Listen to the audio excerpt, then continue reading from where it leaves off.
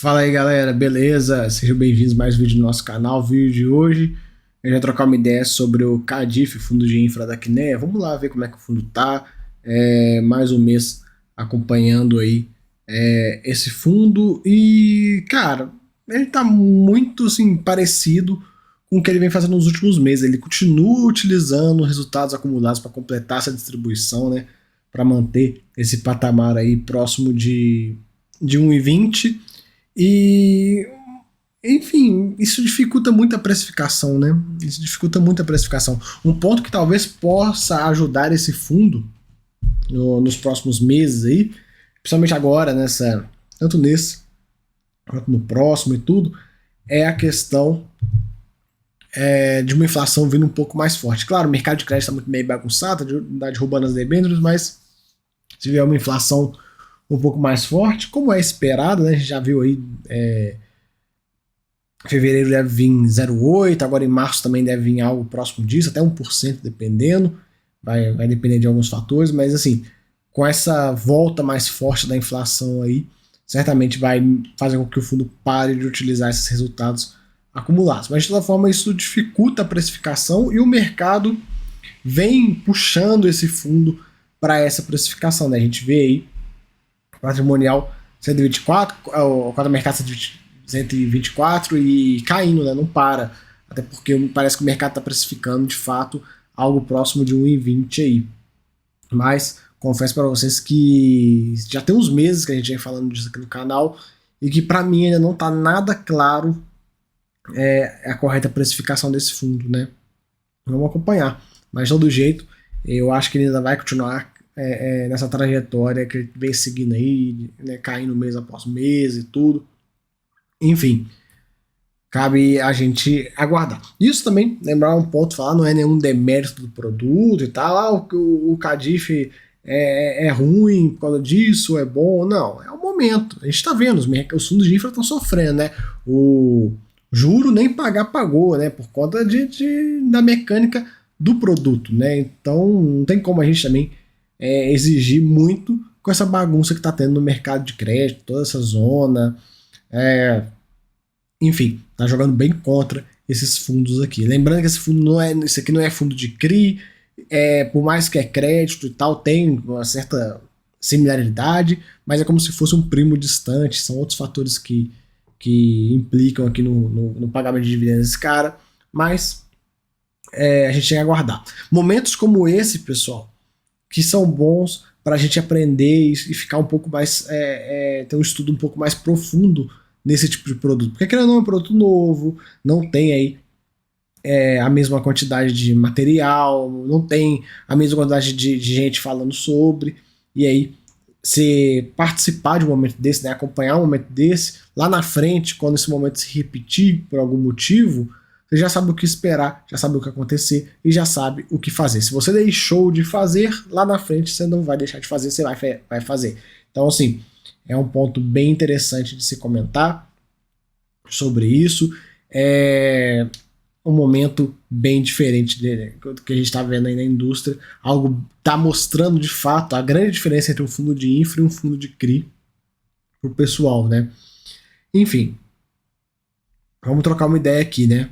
O patrimonial teve uma leve queda.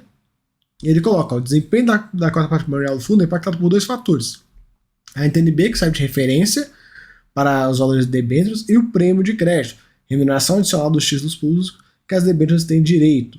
Em fevereiro, as NTNBs cederam um pouco. No caso, agora, a gente vê assim. É curioso, né? Porque ele comenta que cedeu, mas você pega aí essa última semana, elas foram embora. Então está muito volátil o mercado, não está fácil. De todo jeito. E ele traz aqui, ó, o prêmio de crédito teve efeito contrário. A elevação dos prêmios causa efeito negativo de desempenho do patrimonial marcado a mercado, né? O prêmio médio das debêntures do fundo subiu de 1,9 para 2,12, ou seja, 0,22 pontos percentuais. Os prêmios subiram pela continuidade de aversão ao risco e, consequentemente, dos resgates do fundo de crédito por conta dos eventos de lojas Americanas e Light. Bagunçou os mercados de debêntures. Americanas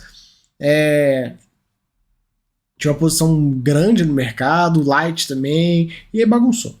Grande parte dessa bagunça acontece também por conta de vários fundos que estão tomando resgate, né? Esses fundos abertos, né? Que você pode dar resgate. Esses fundos eles estão tendo que vender boas debêntures para bancar o resgate da galera, né? Tipo, imagina, você tinha uma debênture Americanas, seu fundo Americanas vira pó, o cotista vai lá, pum, eu quero resgate do meu dinheiro. Aí você fala, caraca, o que eu vou vender? Eu tenho que vender uma debênture boa, que pressiona todo o mercado, né?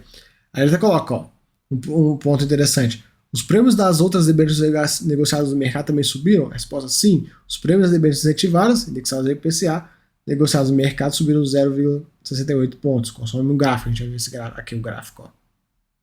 Ó. Desde já, olha aqui, ó, quer ver? Deixa eu pegar aqui uma linha. Desde janeiro aqui, ó, desde o evento Americanas, a gente vê como é que subiu forte, né? 2 eventos, né? Americanas e eleições. Enfim. E ele coloca: se expurgarmos o efeito das Americanas e Lights, companhias que estão passando por um evento crítico e tudo mais, a elevação foi de 0,34. Portanto, as debêntures do Cardif tiveram desempenho mais favorável que as debêntures do mercado. Então, interessante, mostrar a qualidade da carteira dele, né? E aí ele coloca: o índice de debêntures da Ambima mostra o comportamento de uma carteira de crédito privada de debêntures, né? Interessante. Enfim, a gente vai acompanhando aí essa movimentação dele. Mas o mercado está muito pressionado. Vocês estão vendo, a gente está acompanhando. Teve a questão do Juro 11, tem o Cardif sofrendo no patrimonial. Enfim, todos os fundos estão sofrendo nesse momento e é algo inerente aí desse tipo de produto. E por isso que a gente tem que ter uma carteira diversificada. Porque pensa comigo aqui, se você tem uma carteira com agro, infra e imobiliário, né, que seria CRIs, né? Então, CRA, debênture e CRI. Você tem um momento onde a gente está saindo de uma deflação, então os fundos de CRI que sofreram lá atrás, juntamente com os fundos de infra, os dois sofreram, porém a agro, maioria indexada ao CDI, passou tranquilo. Agora a gente está no momento onde os fundos de CRI estão se recuperando, os fundos de agro estão na mesma, nada mudou para eles, nos indexados ao CDI, que é grande, 90% deles, e aí os fundos de CRI estão se recuperando e, por sua vez, os fundos de infra estão caindo. Então, se você tem uma carteira diversificada, você tem um tripé, muito difícil dos 3 setores estarem aí definhando. Ponto bem interessante de ver. Por isso que eu acho super interessante você ter essa diversificação nos 3 setores na sua carteira de crédito, né? Hoje não dá para no estágio atual que a gente está, não dá para o cotista aí de fundo imobiliário ter somente CRI na carteira quando se fala de crédito. Eu acho que tem que ter um FIAGRO, tem que ter um FIINFRA, claro, sabendo aí das nuances, particularidades de cada um, mas é muito importante ter, muito importante ter. Eu tenho, eu comento bastante sobre isso, sobre gerenciamento de carteira lá na área de membros, hein? Fazendo meu jabá aí já de uma vez. Mas, enfim, essa questão de gerenciamento de carteira, quantos fundos de infra ter, quantos fundos de agro ter, qual que é a divisão, qual que é o mais legal, o que é legal de fazer, lá eu comento bastante sobre isso. Enfim. Ele coloca o seguinte: cenário e mercado de renda fixa. No Brasil, revestimento do crescimento econômico começou a mostrar mais ímpeto, né? Sinais mais ímpeto, por conta aí dessa Selic alta e tal, tá puxando a economia para trás.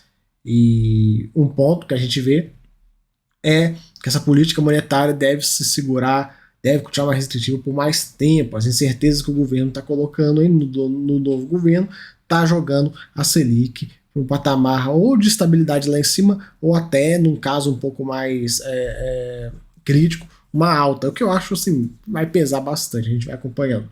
No cenário aí, Brasil, a elevação dos impostos combustíveis vai ter efeito de segurar os índices de preço. A gente vai ver aí a inflação que já veio alta em fevereiro, né? Tudo, daqui a pouco sai o oficial, mas projeção de 0,8 e março agora com a questão do combustível. Só essa brincadeira do volta do imposto do combustível já vai levar a inflação mais ou menos 0,5 a mais do que o normal. Então, sei lá, se a inflação para março era prevista em, vamos chutar um número aqui, em 0,4%, só que essa brincadeira dos combustíveis já vai jogar ela para 0,9%. Pra vocês verem o tamanho do impacto disso, né?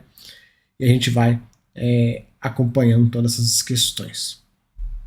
No mês teve um novo investimento, a gente vai conversar um pouco sobre isso, né?